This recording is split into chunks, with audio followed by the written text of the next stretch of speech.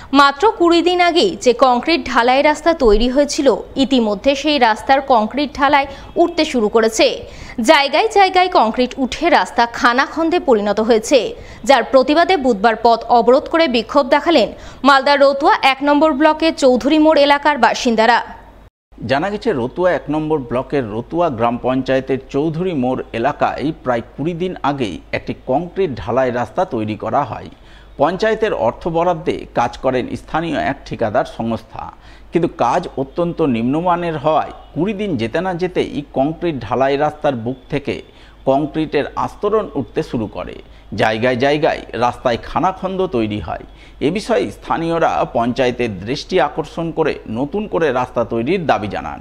এর মধ্যেই বুধবার সকালে ঠিকাদার সংস্থার লোকজনেরা রাস্তার কিছু কিছু অংশ মেরামতির কাজ শুরু করেন, যা দেখে স্থানীয়রা রীতিমতো তেলে বেগুনে জ্বলে ওঠেন। তারা দায়সারা মেরামতির পরিবর্তে নতুন করে রাস্তা তৈরির দাবিতে রতুয়া ভালুকা রাজ্য সড়ক অবরোধ করেন। পুলিশ গিয়েও অবরোধ তুলতে ব্যর্থ হয়। শেষমেশ রতুয়া গ্রাম পঞ্চায়েতের প্রধান আবু সোয়েব আলী ঘটনাস্থলে ছুটে যান। তিনি গ্রামবাসীদের নতুন করে রাস্তার কাজ করার আশ্বাস দিয়ে প্রায় 2 ঘন্টা পর অবরোধ তুলতে সক্ষম হন। মিস্ত্রি গেলিয়ে 4 বস্তা সিমেন্ট দিয়ে এখানে রিপেয়ারিং করা হচ্ছে। এটা বলছে 3.5 লাখ টাকার কাজ, আর এখানে মাটি দিয়ে নিচে মাটি আছে। এটা আমরা চাই যখন পথ অবরোধ খুলবো আমরা এই মধ্যে যেতে কি কাজটা মানে এইটা মালটাকে উঠে তারপরে নতুন করে হবে, তারপরে আমরা এটা মানব। আমি আজকে Ratua Bhaluka road main road হতে দীপু সাহার হাউস, এটা একটা রাস্তা ছিল যার এজেন্সি শম্ভু প্রসাদ চৌধুরী, তিনি এই রাস্তাটা করেছিলেন। এবার রাস্তাটা করতে গিয়ে আমি দেখেছি রাস্তার গুণগত মান খুব খারাপ, যে কারণের জন্য আমি ওনার বিল আটকে রেখেছিলাম এবং ওনাকে একটা চিঠি করেছিলাম যে আপনার রাস্তার গুণগত মান খুব খারাপ আছে, আপনি রাস্তাটা প্রথমে ঠিক করুন, তারপরে আপনার বিলের প্রসেস হবে। হ্যাঁ, উনি চিঠি রিসিভ করেছেন। উনি বলেছেন যে পুনরায় রাস্তাটা আমি আবার সুষ্ঠুভাবে এটা কমপ্লিট করে দেব। কিন্তু আজকে রাস্তা কমপ্লিট করতে এসেছিলেন। যাই হোক, জনসাধারণ সবাই এখানে উপস্থিত হয়েছিলেন এবং রাস্তা গুণগত মান খারাপ দেখে ওনার কাজ করাটার স্যাটিসফ্যাকশান না ভেবে প্রত্যেকে দাঁড়িয়ে ওনার রাস্তা আজকে আমাদের 131 নম্বর জাতীয় সড়ক অবরোধ করেছিলেন। তারপরে আমি আমার ঊর্ধ্বতম কর্তৃপক্ষ বিডিও সাহেবের সঙ্গে এবং আইসি সাহেবের সঙ্গে কথা বলে আমি এখানে উপস্থিত হয়ে পুনরায় আমি রাস্তাটার নতুনভাবে আবার প্রতিশ্রুতি দিলাম যে রাস্তাটা করা হবে। সেই প্রতিশ্রুতি শুনে জনসাধারণ খুশি হয়ে রাস্তার অবরোধ করে। ছাত্রছাত্রীদের স্বনির্ভর করার লক্ষ্যে মালদা কলেজে শুরু হলো মাশরুম চাষের প্রশিক্ষণ শিবির। বুধবার মালদা কলেজের উদ্ভিদবিদ্যা বিভাগের পক্ষ থেকে এই মাশরুম চাষের প্রশিক্ষণ শিবির আয়োজন করা হয় মালদা কলেজের মাশরুম চাষ ইউনিটে।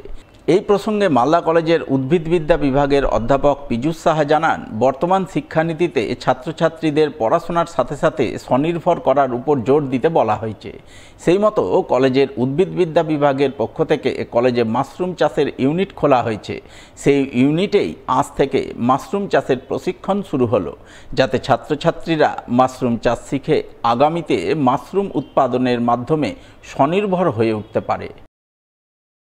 আমাদের নিউ এডুকেশন পলিসিতে যেটা হচ্ছে স্কিল এনহ্যান্সমেন্ট কোর্স আছে আর এন্টারপ্রেনারশিপ, সেটাতে আমরা 2nd সেমিস্টার এবং 4th সেমিস্টারদের তাদের স্বনির্ভর হওয়ার লক্ষ্যে আমরা মাশরুম চাষ এবং জৈব পদ্ধতিতে তাদের হাতে কলমে শেখানো হচ্ছে।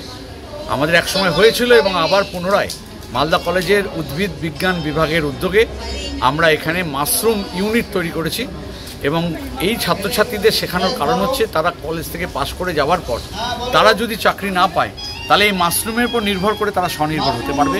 কারণ এখন মাশরুমের বাজারে প্রচুর চাহিদা, কিন্তু সেই চাহিদা অনুযায়ী মাশরুম কিন্তু আমরা দিতে পারছি না। তো তাদেরকে হাতে কলমে সেই মাশরুম চাষটা শেখানো হচ্ছে। সমাজ সেবামূলক কাজের মাধ্যমে 1 বছরের ফুটফুটে মেয়ের প্রথম বর্ষের জন্মদিন পালন করলেন বাবা। সমাজ সেবার অঙ্গ হিসেবে আয়োজন করলেন এক রক্তদান শিবির। বুধবার এমনই এক রক্তদান শিবিরের আয়োজন চোখে পড়ল মালদা শহরের 12 নম্বর ওয়ার্ডের পুরাটুলি অরবিন্দ কলোনি এলাকায়।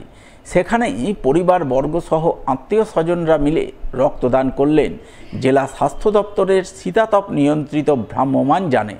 রক্তদান শিবিরের মূল উদ্যোক্তা দেবাশিস দাস জানান, আজ তার একমাত্র মেয়ে আদিস্কার প্রথম বর্ষের জন্মদিন। তাই মেয়ের জন্মদিনের খুশিতে সমাজ সেবামূলক কাজের ভাবনা রূপায়ণের পরিকল্পনা তার মাথায় আসে। সেই পরিকল্পনা থেকেই আজ মেয়ের জন্মদিন উপলক্ষে রক্তদান শিবির আয়োজন করেছেন। শিবির থেকে যে রক্ত সংগ্রহ হবে তাতে মুমূর্ষু রোগীদের প্রাণ বাঁচবে, তাতে মেয়ের মঙ্গল হবে। ব্লাড ডোনেশন ক্যাম্প, আমার মেয়ের আজকে প্রথম বছর জন্মদিন, ফার্স্ট ইয়ার, তার উপলক্ষে একটা ছোটো করে ব্লাড ডোনেশন ক্যাম্পের আয়োজন করেছি, চেষ্টা করছি। রিসেন্ট আমি কিছুদিন আগে ব্লাড ব্যাঙ্কে একটা মানে কাজে গেছিলাম, তো ওখানে অনেক জায়গা থেকে দেখতে পাচ্ছি যে ব্লাড ব্যাঙ্কে ব্লাডের শর্টেজ, বা অনেক পেশেন্ট আছে যারা ব্লাডের জন্য অনেক দৌড়াদৌড়ি করছে। তাই জন্য মনে হলো যে একটা কিছু চেষ্টা করে যে সমাজে যেন কোনো যদি কোনো রকম প্রভাব করতে পারি।